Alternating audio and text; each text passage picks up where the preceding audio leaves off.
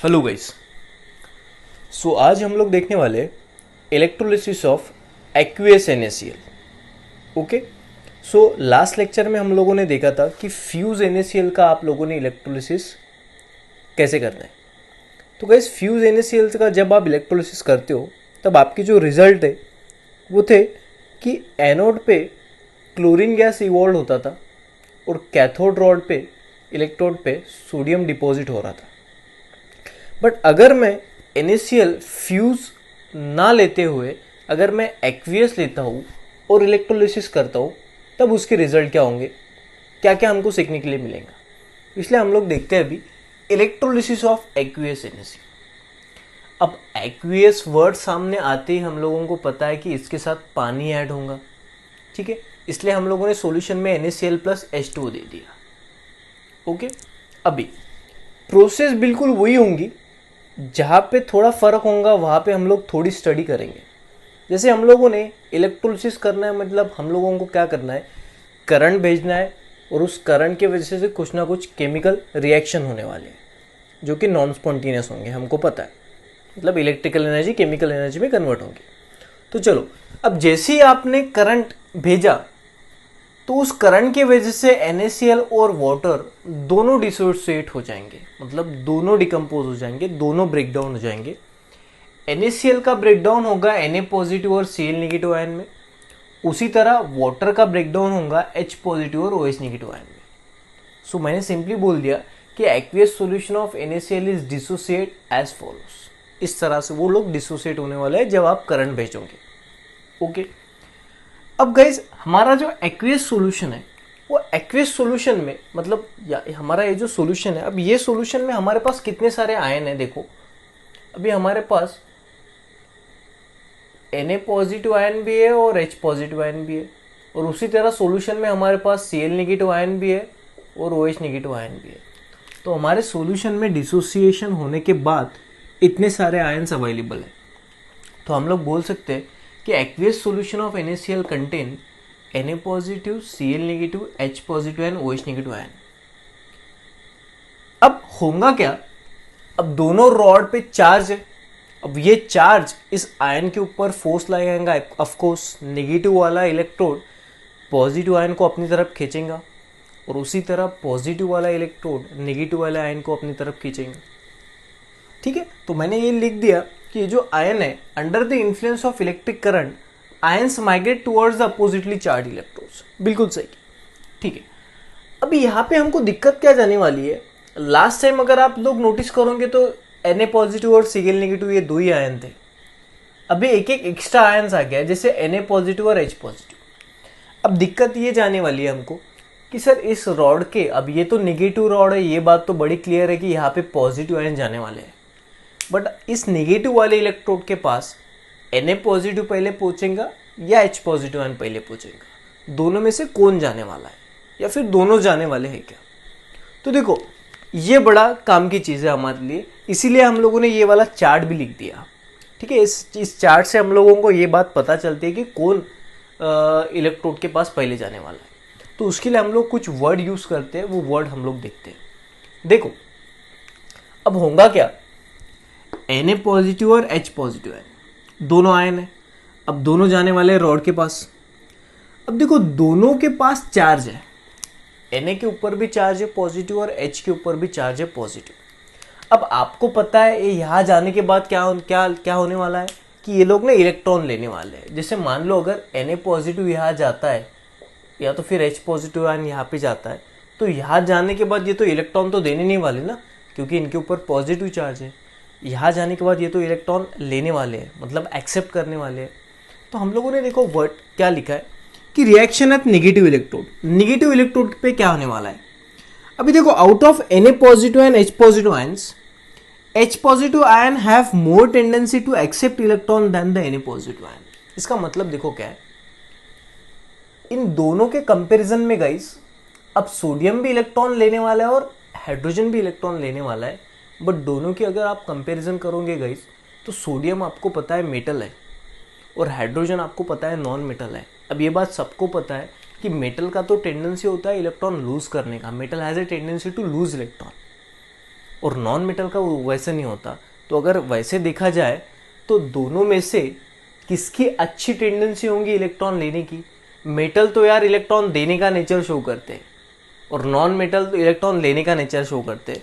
तो मेरा basic knowledge के बेसिस पे, ये एक्टिविटी सीरीज भी नहीं, बेसिक नॉलेज के बेसिस पे मैंने ये बोल दिया कि भाई सर इन दोनों में से इलेक्ट्रॉन लेने की टेंडेंसी ना H पॉजिटिव आयन की अच्छी होगी, इसीलिए दोनों में से इस रॉड की तरफ पहले जाने वाला, या तो फिर हम लोग बोलेंगे दोनों में से इस रॉड की तरफ जाने वाला होगा H पॉजिटिव आयन। क्यों? क्योंकि H पॉजिटिव आयन की इलेक्ट्रॉन लेने की टेंडेंसी अच्छी है Na पॉजिटिव आयन के कंपैरिजन में, इसलिए H पॉजिटिव आयन जाएगा रॉड के पास, इलेक्ट्रॉन लेगा और इलेक्ट्रॉन लेने के बाद आगे वाली बात हम लोग देखेंगे। So out of Na positive and H positive ion, H positive ion have more tendency to accept electron than the Na positive ion. Therefore, H positive ion discharge at cathode. इसका मतलब H positive ion इस rod के पास जाने के बाद, electrode के पास जाने के बाद डिस्चार्ज हो जाएगा। डिस्चार्ज मतलब चार्ज चला जाएगा। अब यहाँ पे रिडक्शन हो रहा है इसलिए हम लोग इसको कैथोड बोलते हैं, ये हम लोगों ने लास्ट लेक्चर में देखा था, और इसको हम लोग एनोड बोलते हैं। ठीक है, उसी तरह बच्चों ये Na पॉजिटिव और H पॉजिटिव का तो कंपैरिजन बता लिया कौन जाएगा। सॉल्यूशन में बाकी बचा कौन? Na पॉजिटिव, ये तो डिस्चार्ज हो गया H पॉजिटिव आयन। अब देखो यहाँ पे आने के बाद H पॉजिटिव आयन ने एक इलेक्ट्रॉन ले लिया और एक इसमें कन्वर्ट हो गया H में। उसी तरह दूसरा H पॉजिटिव आयन भी इलेक्ट्रॉन यहाँ पे लेगा और इसमें कन्वर्ट हो जाएगा H में। देखो गाइस ये H और H मिला के आपका बन जाएगा हाइड्रोजन गैस। क्या बन जाएगा? Hydrogen gas. इसका मतलब ये है कि अब इस वाले रिएक्शन में, मतलब जब भी आप एक्वियस NaCl का इलेक्ट्रोलिसिस करते हो तब कैथोड पे सोडियम डिपॉजिट नहीं होता, कैथोड रॉड पे हाइड्रोजन गैस इवॉल्व होता है। लास्ट लेक्चर में इलेक्ट्रोलिसिस ऑफ फ्यूज NaCl में यहाँ पे सोडियम डिपॉजिट होता था, बट एक्वियस NaCl का जब आप इलेक्ट्रोलिसिस करते हो तब कैथोड रॉड पे हाइड्रोजन गैस इवॉल्व होता है। आई बात समझ में? चलो फिर हम लोग आगे बढ़ते हैं। अभी उसके बाद Cl नेगेटिव और OH नेगेटिव आयन, अब दोनों इस पॉजिटिव वाले इलेक्ट्रोड के पास जाने वाले हैं क्योंकि वो इलेक्ट्रोड उनको खींच रहा है, positive negative attraction. But guys दोनों में से सबसे पहले कौन जाएगा? दोनों में से जाने की टेंडेंसी कौन रखता है? तो देखो अब ये दोनों जाने के बाद इलेक्ट्रॉन लूज करने वाले हैं, तो यहाँ पे जैसे एक्सेप्ट वाला कंसेप्ट हुआ था, यहाँ पे डोनेट वाला कंसेप्ट होगा क्योंकि दोनों के ऊपर नेगेटिव चार्ज है।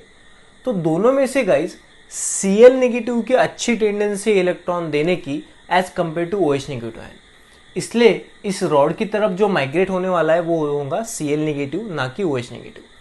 तो Cl नेगेटिव आयन इस रॉड के पास माइग्रेट होने के बाद एक इलेक्ट्रॉन लूज कर देता है और क्लोरीन एटम में कन्वर्ट हो जाता है। उसी तरह बाकी Cl भी वही करेंगे और आपको पता है Cl मिलके क्या बन जाएगा? क्लोरीन गैस, जो पिछले लेक्चर में भी वही था। तो हमारा रिजल्ट क्या आ गया इस केस में कि कैथोड पे हाइड्रोजन गैस इवॉल्व हो रहा है और एनोड पे क्लोरीन गैस इवॉल्व हो रहा है, बट सॉल्यूशन में बच कौन रहा है?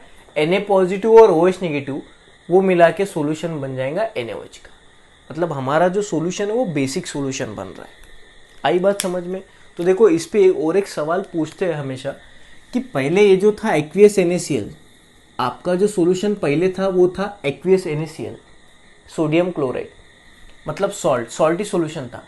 बट इलेक्ट्रोलिसिस होने के बाद आपका सोल्यूशन देखो कैसा है, ये NaOH बेस होता है, तो आपका सोल्यूशन क्या हो गया?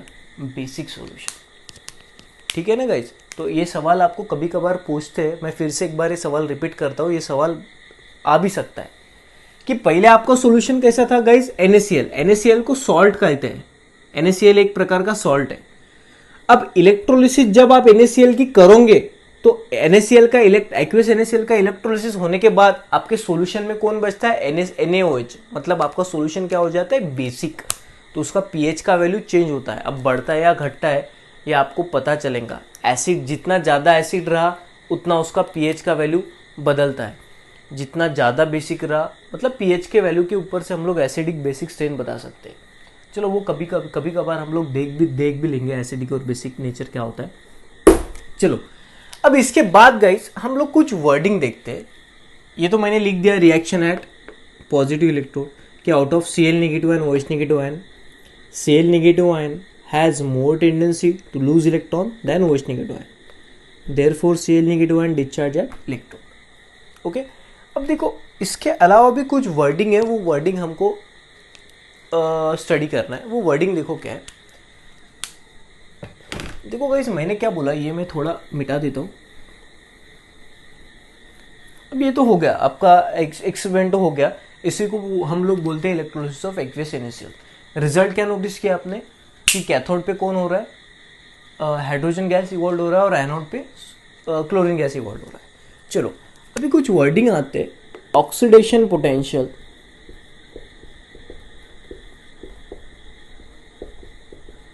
रिडक्शन पोटेंशियल,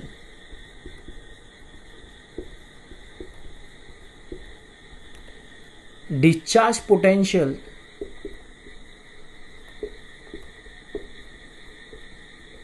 ऐसे 3 वर्ड कभी कभार आएंगे, oxidation potential, discharge potential, reduction potential.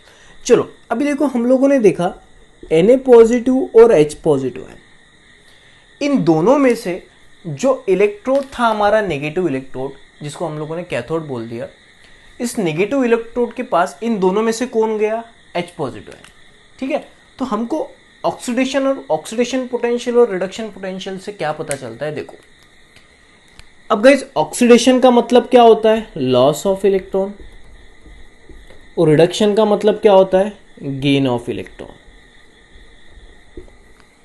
अब मुझे बताओ इन दोनों में से दोनों के दोनों गेन करने वाले इलेक्ट्रॉन, सही बात है। अब मुझे बताओ ये अच्छा इलेक्ट्रॉन गेन कर सकता है या ये अच्छा इलेक्ट्रॉन गेन कर सकता है। अब हमको पता है सर सोडियम जो है वो मेटल है और मेटल अच्छे इलेक्ट्रॉन लेने वाले नहीं देने वाले होते हैं, तो ऑफकोर्स ये अच्छा लेने वाला है, ये इतना अच्छा लेने वाला नहीं। सो अगर ये इलेक्ट्रॉन अच्छा ले सकता है तो इसका ऑक्सीडेशन पोटेंशियल ज़्यादा होगा इसके ऑक्सीडेशन पोटेंशियल से। बात समझ में आ रही है? तो मैं एक बात बोल सकता हूँ कि सॉरी ऑक्सीडेशन नहीं, माय मिस्टेक, रिडक्शन, लेने वाले को हम लोग रिडक्शन बोलते हैं। तो अगर ये अच्छे इलेक्ट्रॉन ले सकता है तो इसका रिडक्शन पोटेंशियल अच्छा होगा इसके रिडक्शन पोटेंशियल से। सो हम लोग बोल देंगे रिडक्शन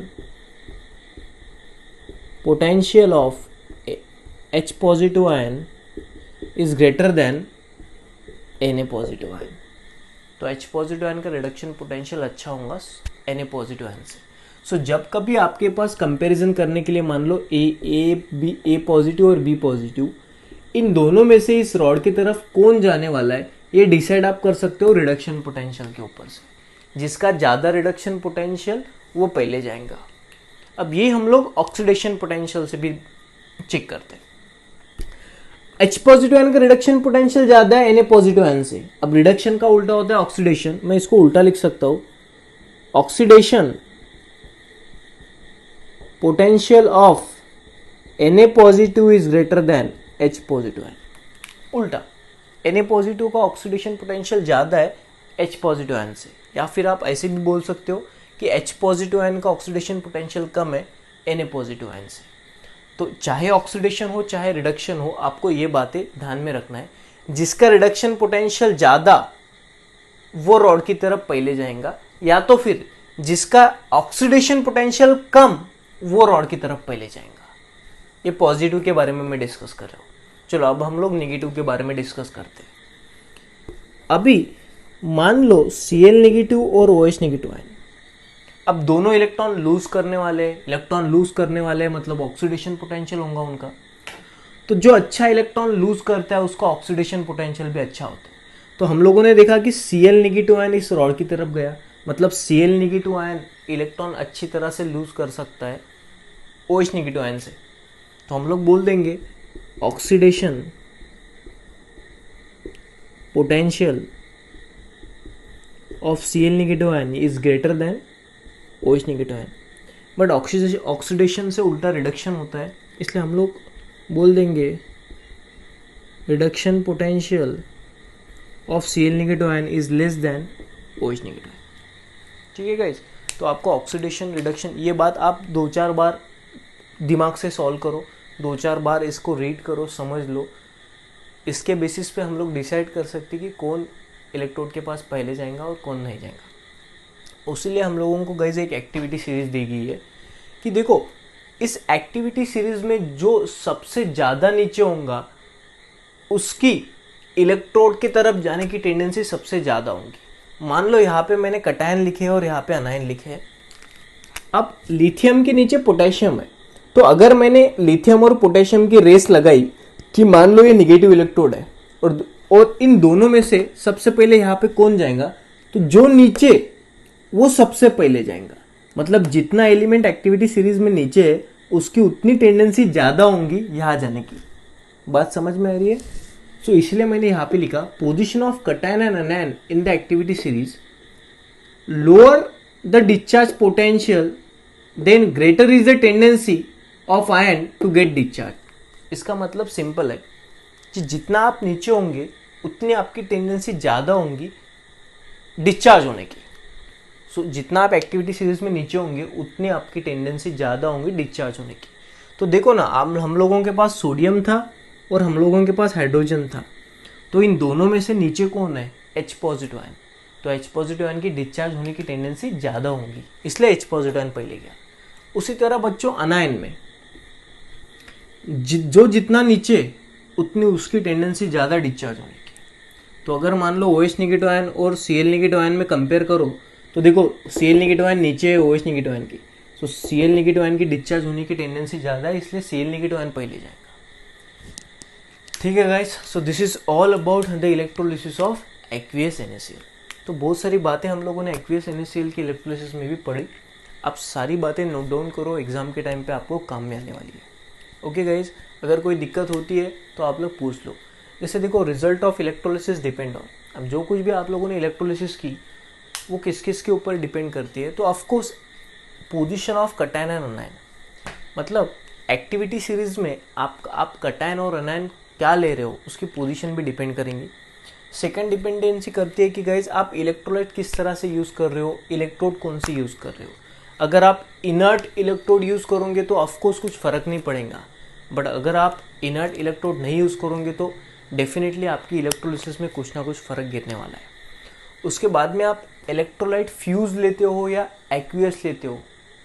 हम लोगों ने अभी अभी देखा है, लास्ट लेक्चर में हम लोगों ने फ्यूज़ NaCl लिया था तो अलग रिजल्ट है, और अभी एक्वियस NaCl लिया तो अलग रिजल्ट है। तो आपका इलेक्ट्रोलाइट किस नेचर का है उसके ऊपर भी इलेक्ट्रोलिसिस के रिजल्ट डिपेंड करते हैं। तो इन तीन चीज़ों के ऊपर इलेक्ट्रोलिसिस के रिजल्ट डिपेंड करते हैं। और भी चीज़ें बट हमारे वो सिलेबस में ज़्यादा डिस्कस की भी नहीं है। Okay guys, thank you so much.